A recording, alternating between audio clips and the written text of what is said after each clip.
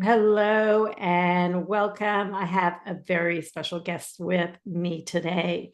So, I am Brandy Safran, a women empowerment coach, astrologer, and yoga therapist. And I have my best friend with us today, Amy Fish. Amy, welcome to this moment in time.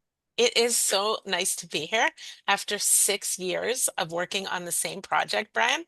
6 years. Like when I started this in 2019, we did not even know what a pandemic was, if you think about it. That's how long ago it was another lifetime.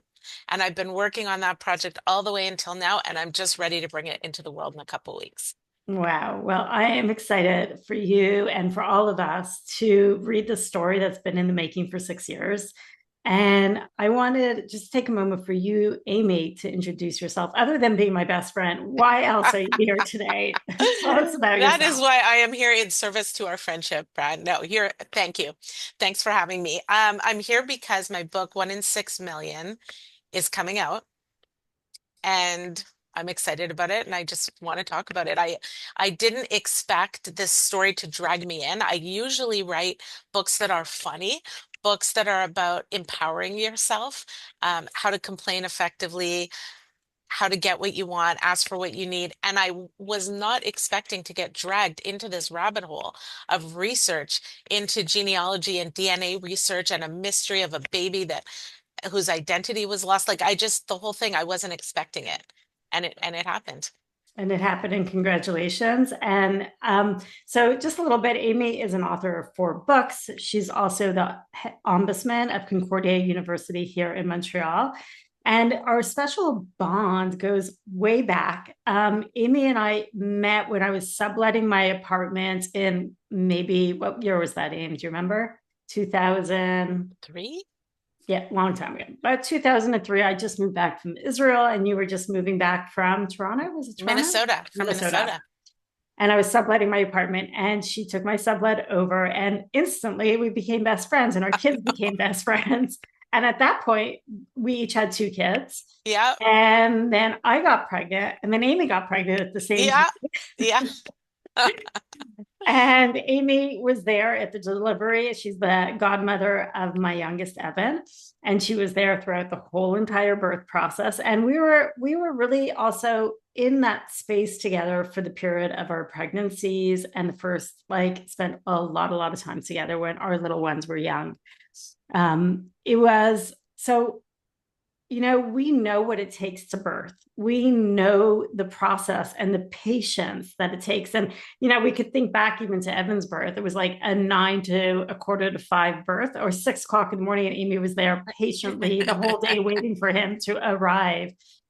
And, in honor of your book, I'd love to hear a little bit about what it takes. Because, a lot of people probably come to you, oh, I want to write a book. Oh, I want to write a book.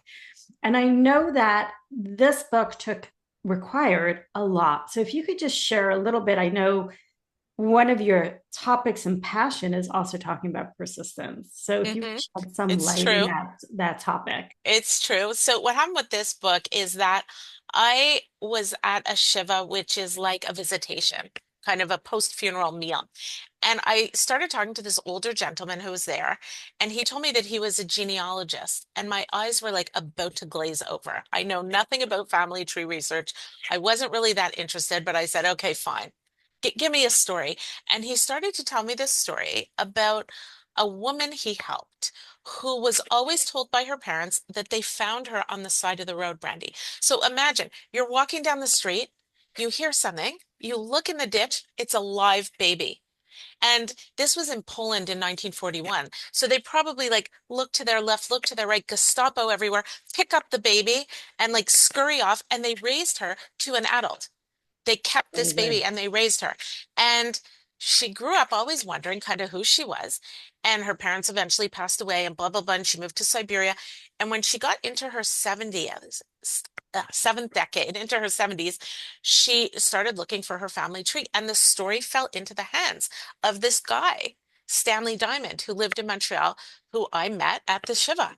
And he succeeded in helping her trace back on her mother's side, trace back on her father's side, and get a full understanding of who she was, what her real birthday was, what her real name was, where she came from.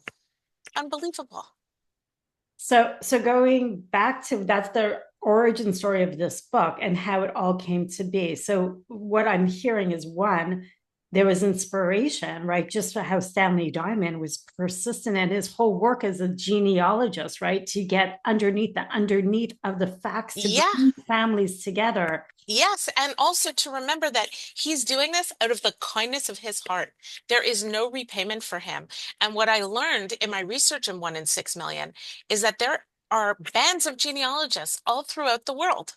He was cooperating with people in Norway, with people in Israel, with people in Delaware, with people in Utah, and together they pitched in all their research to come up with this story for this woman. And it was not unusual for them. This is something that they do. I found that very inspirational and very motivational because I think so many of us, when bad things happen, whether it's war, whether it's financial crisis, whether it's famine, there's nothing we could do about it. It's all happening kind of over there. And he didn't accept that. He was like, well, hold on. I can still help. I can still reunite families. I Hmm. find that very beautiful. It's so beautiful. And we're talking about this little girl and that she had the opportunity to know and rediscover her lineage and where she comes from and her origin story, which is incredible. And for you, what did it take for you to write this novel that took 6 years? So if you could share a little bit about maybe the journey, because this isn't your first book, this isn't your first baby, but this baby was a little different. This one Sure. took something A different lot for you. longer.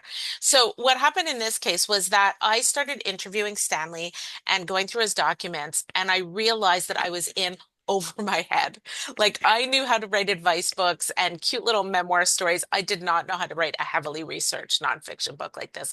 So I decided to apply to an MFA program in creative nonfiction, and I did a full master's while working full time just to learn how to correctly write this book. And during that time, my agent left the industry. I had to get a new agent. Like I've had a lot of different hills that I've had to climb and get over to finally see this book into the world. So I guess it was probably about 2 years before the master's and then 2 years during the master's. Yeah. And then I graduated in 2023. And I've spent the past 2 years with my new agent. Then someone bought the book. Then they gave me an editor. And then the editor and I, brilliant, brilliant woman, reconstructed the whole book, took it apart, and put it back together to what's in front of you now. Wow. Wow. So it was a grind. It was a real grind. It's congratulations. Like, so it's a grind, it's hours, it's years, it's research, it's time, it's devotion, it's dedication. This just doesn't happen. And, Amy and I, we were chatting this weekend and we were chatting about, and I was asking her, like, what is it going to take for me to really get down and focus and maybe create something in writing or create and she's like, well, this is a brilliant topic and it takes work. It takes work. And I think it's just an important message, right? It's like, yes, you're brilliant. Yes, you like to write, but this took work. Yeah, it takes work. And you know what, Brand? It also takes community. Like it Mm. writing from the outside, it seems like something that you could just do on your own with your notebook under a tree or with your computer at a desk.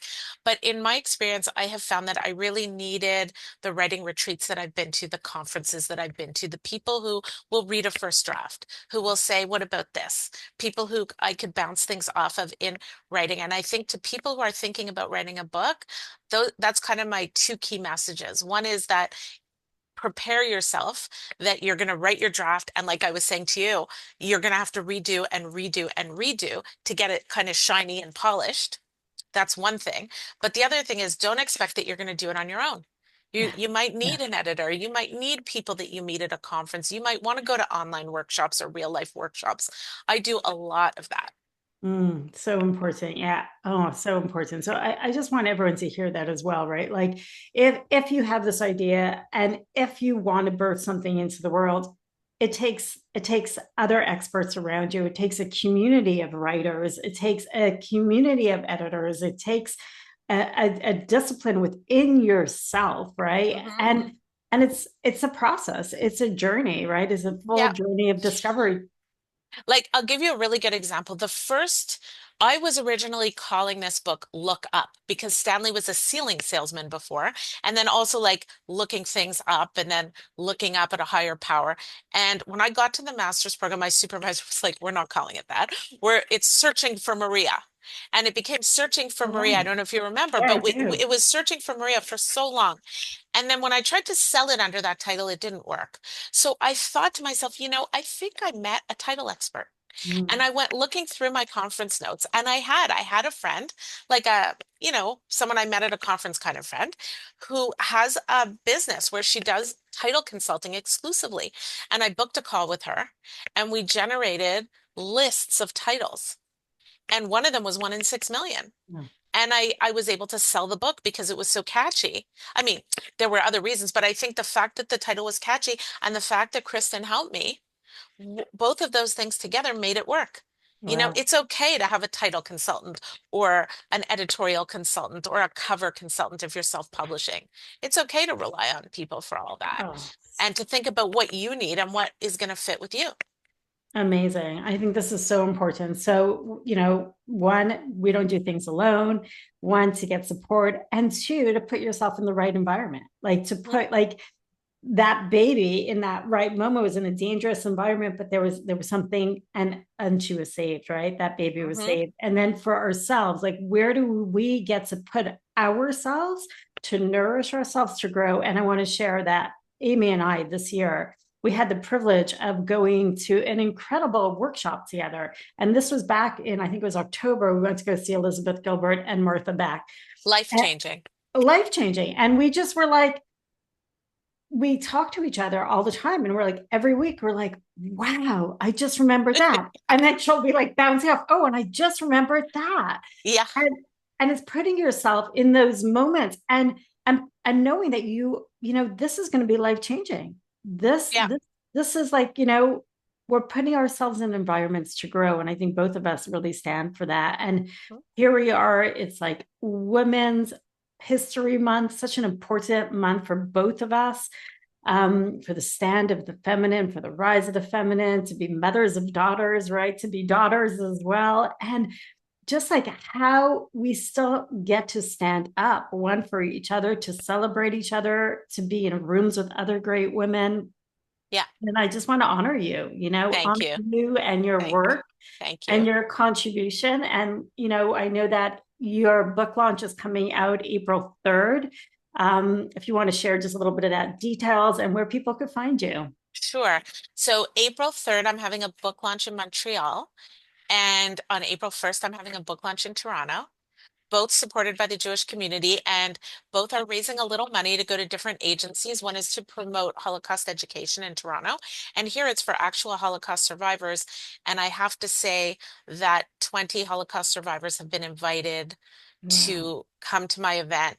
And another friend of ours, of mine and Brandy's, has stepped forward to buy their tickets and to honor them in that way. So I think it's going to be really special. Everyone who comes is going to get a copy of the book.